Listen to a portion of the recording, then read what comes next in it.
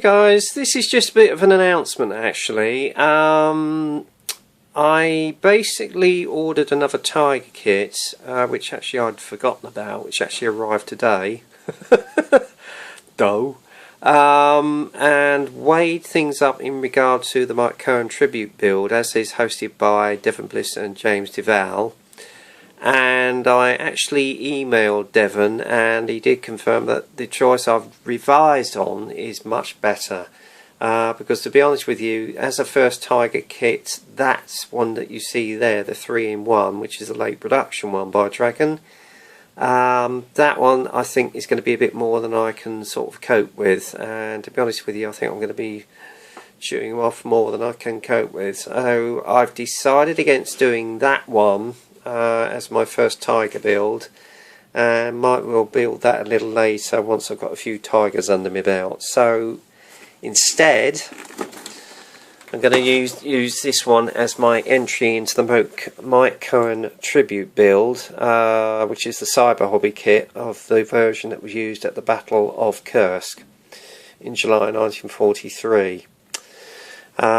So without further ado, what we're going to do is an inbox review of this particular kit, and the reason I've chosen this is because Mike Coen actually mentioned once that somebody had actually asked him what was the best Tiger 1 kit to start out on, and he actually mentioned this one purely because of the level of detail and accuracy, and it's a far easier assembled build than the one I was going to do.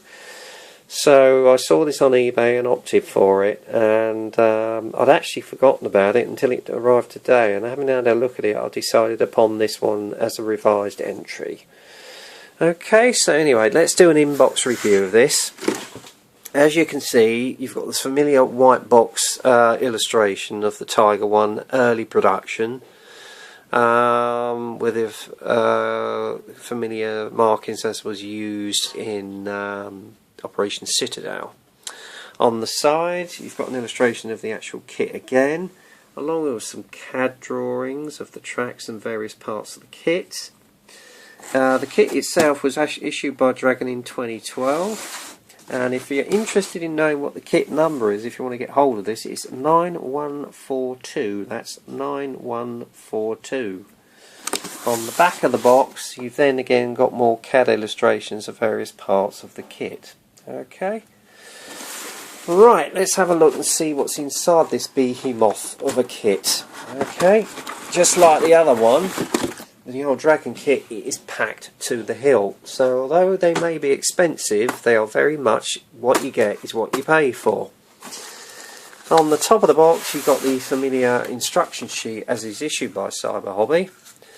It's showing you the 21 or 23 sprues that are actually in the box. Okay.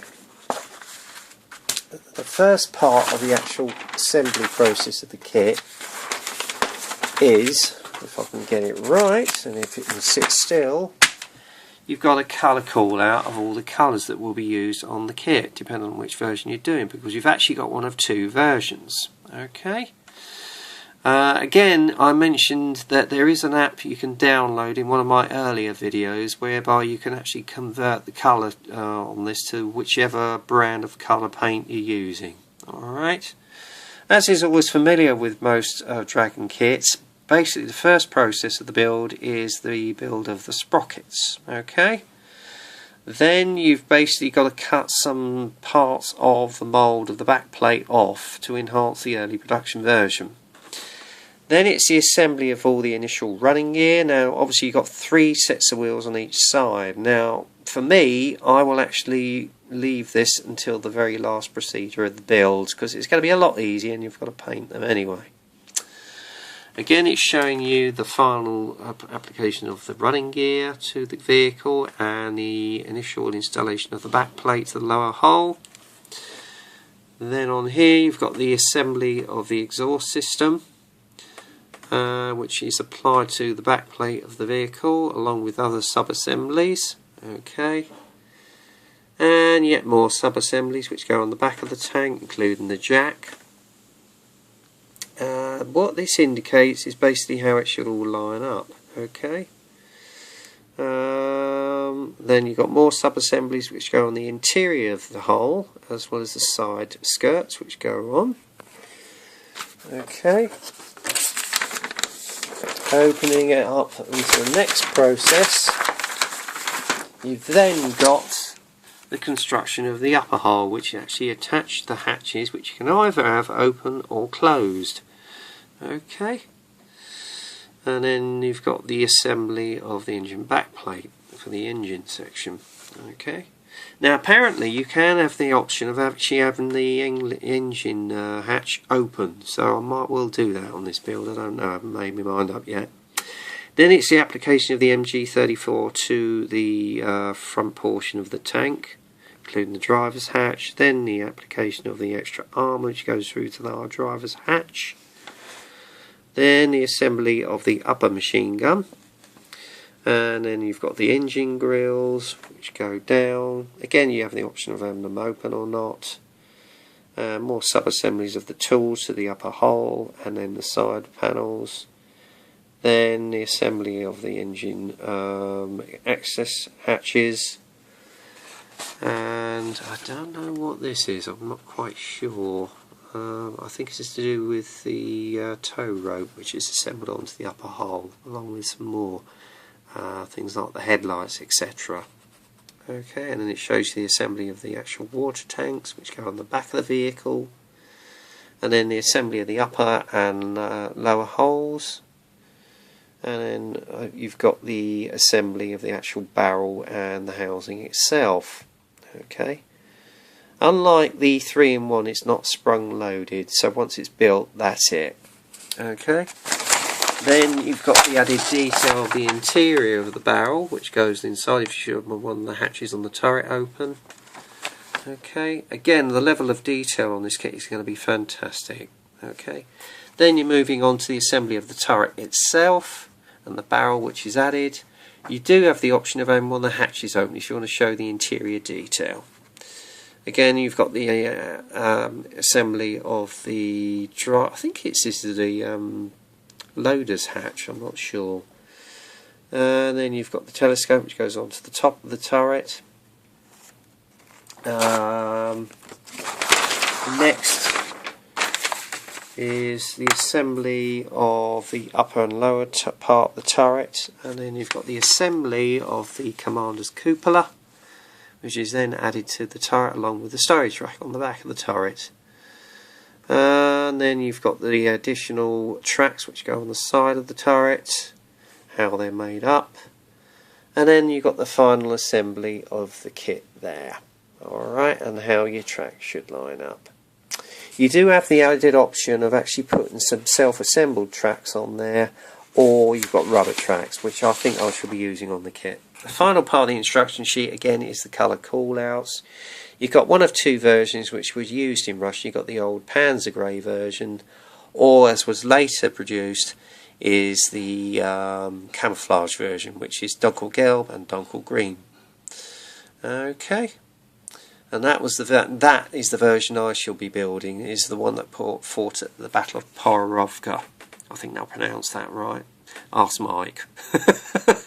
If you're watching, Mike, and I got that wrong, apologies. Okay, bud. Right, let's move on to the most interesting part of the kit. What is actually entailed inside? Now, this is going to be a quick skip because there's too much in here for me to go through, so I should just show you briefly some of the sprues. First off is basically the top part of the turret. Now, you do actually have one of two versions on this, so you'll have to do your I'll have to do my research on this, but as you can see, the level of detail on it is absolutely beautiful. It's sharp and crisp. I'm sorry if it's a little bit out of focus, guys. Hang on, let's move that over.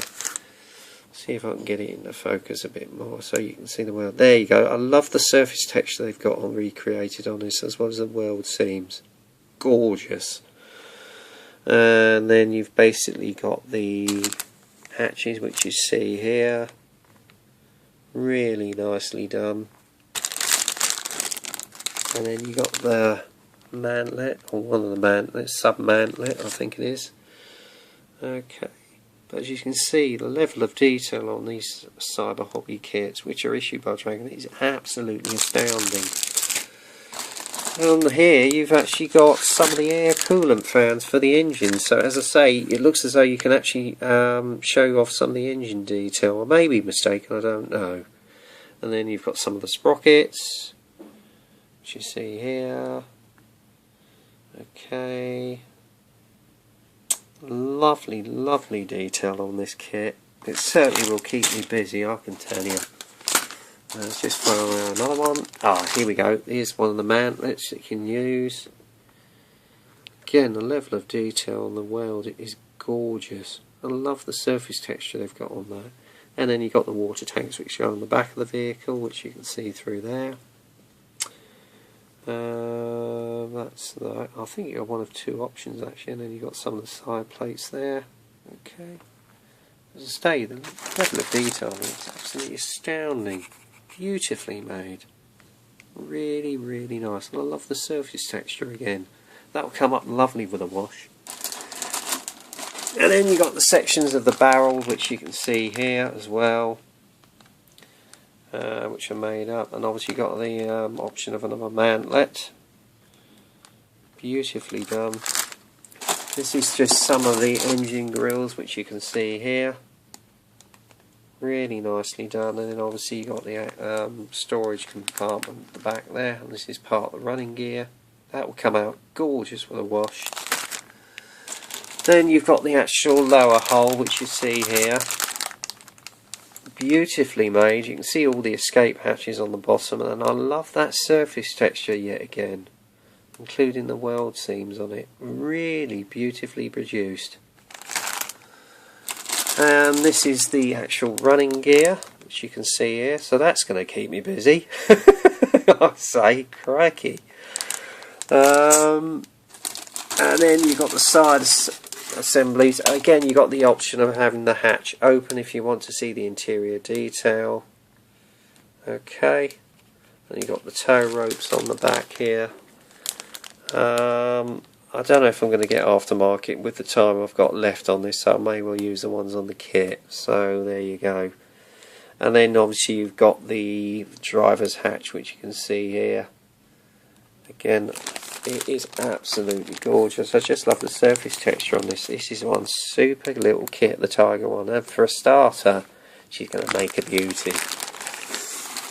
Right, and then obviously you've got the option of another top of the turret. I don't know if it's for a latter version, but there you go. Okay. Here are some of the etched brass sets along with the decal sheet. I don't know if it's produced by Cartograph, but they look fairly good actually. And obviously the last thing that we see is we've got the tracks here, which I'll probably more than likely be using on the actual kit. Okay, and in here you've got the commander's cupola, and then you've got the optics as well, which you can use. Alright, all in all, this looks like it's going to be a super kit to build. I'm going to enjoy building it, especially as it's my first Tiger. As I say, I think the other one would have been a bit too complicated, and it would have, I think it would have bitten off more than I can chew, to be honest with you. I would certainly recommend it as a first Tiger, if you want a good one. Okay, so that basically is the Cyber Hobby early production LAH Operation Citadel Tiger 1. Anyway, hope you enjoyed the video. Until then, next video, get kit crazy, happy modelling, and as this is the last kit review of the year of 2014, Happy New Year to everyone, and enjoy your models. Anyway, that's it for now, and I will see you on the next video.